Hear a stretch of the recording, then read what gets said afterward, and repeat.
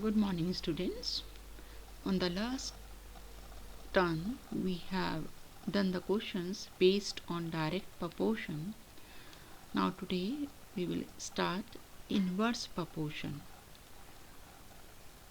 As we have discussed earlier that inverse proportion is that in which if one quantity increases, the other quantity decreases in the same ratio, then the two quantities they are said to be in inverse proportion. एक quantity बढ़ने से जब दूसरी quantity उसी ratio में घटती है तब हम दोनों क्वांटिटीज को कहेंगे कि they are in inverse proportion. For example, as the number of workers increases, the time taken to finish the job decreases. अगर किसी काम को करने के लिए आप ज़्यादा लोग लगाएंगे तो वो काम जल्दी कंप्लीट हो जाएगा, तो कम टाइम में कंप्लीट होगा. तो आप नंबर ऑफ वर्कर्स बढ़ा रहे हैं और जो टाइम टेकन है वो रिड्यूस हो रहा है, तो ये दोनों क्वांटिटीज़ इनवर्स प्रोपोर्शन में हैं.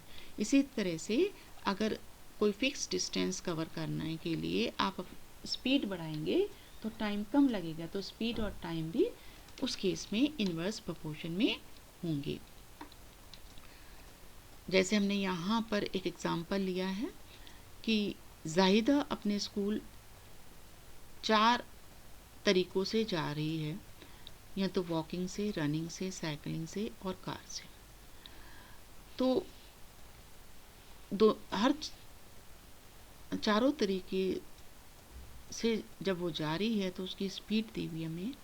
वॉकिंग करके जा रही है तो 3 किलोमीटर पर आवर की स्पीड से जाएगी, रनिंग करके जाएगी तो 6 किलोमीटर पर आवर की स्पीड से जाएगी, साइकिलिंग से 9 और कार से 45.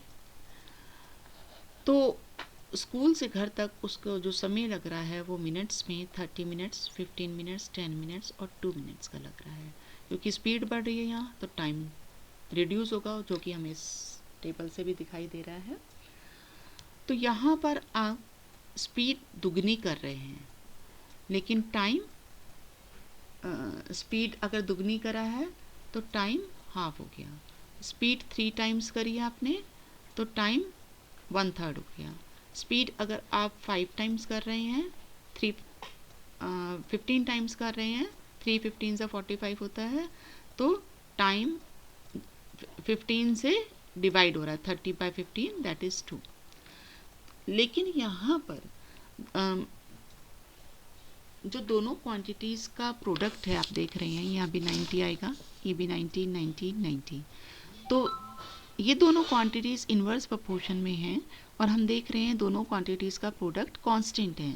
तो हम कह सकते हैं कि इनवर्स प्रोपोर्शन में क्या होता है, two quantities are said to vary in inverse proportion if there exists a relationship of the type xy is equal to k, some constant.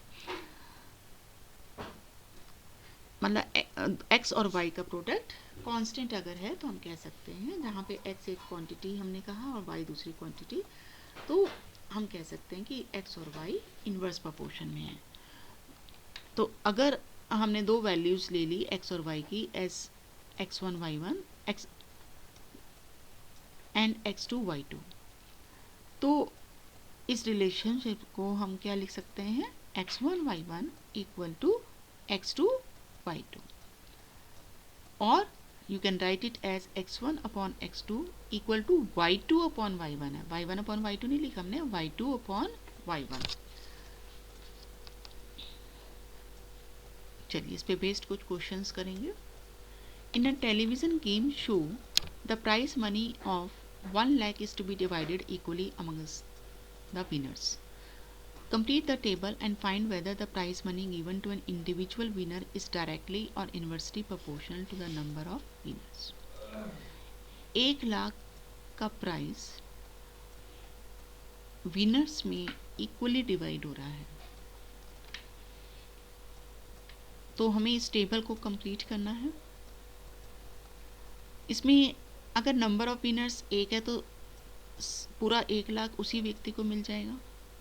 अगर 2 हैं तो कितना आएगा दोनों के शेयर, थाउजेंड्स, क्योंकि 1 लाख था को 2 लोगों में डिवाइड कर दिया।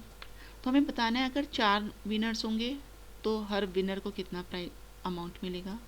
इसी तरह से 5 विनर, 8 विनर, 10 विनर और 20 विनर होंगे तो हर विनर को कितना कितना अमाउंट मिलेगा।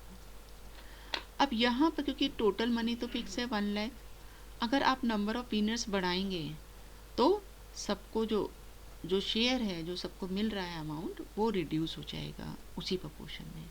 तो इसलिए हम कह सकते हैं कि ये दोनों क्वांटिटीज इनवर्स प्रोपोर्शन में हैं। So let us denote this blank spaces as A, B, C, D, E। तो इनवर्स प्रोपोर्शन में आप चेक भी कर सकते हो कि x, सपोज ये x1 y1 हो गया, ये x2 y2, तो x1 इंटू y1 और यहाँ x2 इंटू y2 2 इंटू 50,000 हो जाएगा, 1 लाख आ रहा है दोनों। इट मीन्स इनवर्स प्रोपोर्शन में है।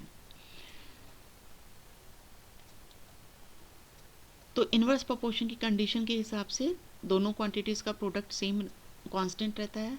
तो हम यहाँ लिख सकते हैं 2 into 50,000 x into y x equal to 4 into a, क्योंकि इसको हमने ए माना है प्रोडक्ट इन दोनों क्वांटिटीज़ का। ये x2 हो गया एक तरह से, ये y2 या x3 y3 मान लीजिए इसे, तो 4 इंटू ए। तो यहाँ से a निकालेंगे तो a will be 2 multiplied by 50,000 by 4, simplify करेंगे वी विल गेट 25,000। तो अगर 4 विनर्स होंगे तो हर विनर को 25,000 रुपये मिलेंगे।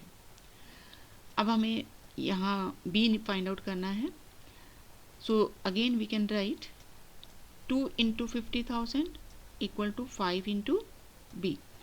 सो b will be 2 into 50,000 by 5, so that will be 20,000। इसका मतलब 5 विनर्स अगर हैं तो हर विनर को 20,000 रुपये मिलेंगे।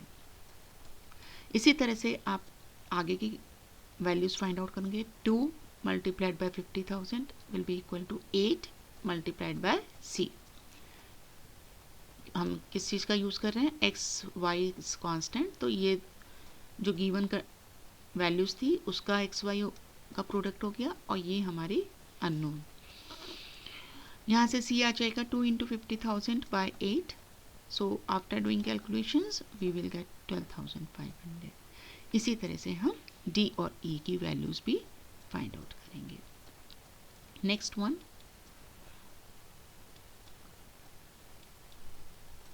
if a box of sweets is divided among 24 children, they will get 5 sweets each. How many would each get if the number of children is decreased by 4? एक sweet box में जितनी sweets हैं वो 24 बच्चों में अगर बांटी जाती हैं तो हर बच्चे को 5-5 स्वीट मिलती हैं। तो अगर 4 बच्चे घटा दिए जाएं तो हर बच्चे को कितनी कितनी स्वीट मिलेगी। तो जब 24 बच्चे थे तो हर बच्चे को 5 स्वीट मिल रहे थे और 4 बच्चे घटा दिए, मीन्स अब बच्चे कितने रह गए, 20। तो जब 20 बच्चे होंगे तो हर बच्चे को कितनी स्वीट मिलेगी ये हमें फाइंड आउट करनी है। इसे हमने ए मान लिया। अब यहाँ पर अगर आप नंबर ऑफ चिल्ड्रन रिड्यूस करेंगे तो हर बच्चे को ज़्यादा मिठाई मिलेगी, तो नंबर ऑफ स्वीट्स इंक्रीज होगा। इसका मतलब नंबर ऑफ चिल्ड्रन और number of sweets inverse proportion में है। सो इनवर्स प्रोपोर्शन की कंडीशन लगाएंगे हम, x1 y1 equal to x2 y2।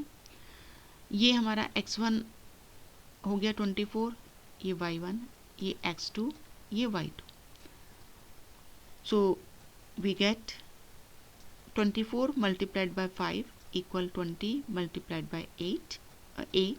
So a is 24 by 5 multiplied by 5 divided by 20, क्योंकि यह मल्टीप्लाई हो रहा है तो लेफ्ट साइड में ट्रांसपोज करके डिवाइड। तो 5 4 are 20 एंड 24 को 4 से डिवाइड किया 6। So it means now each children will get 6 sweets. That's all for today. Thank you.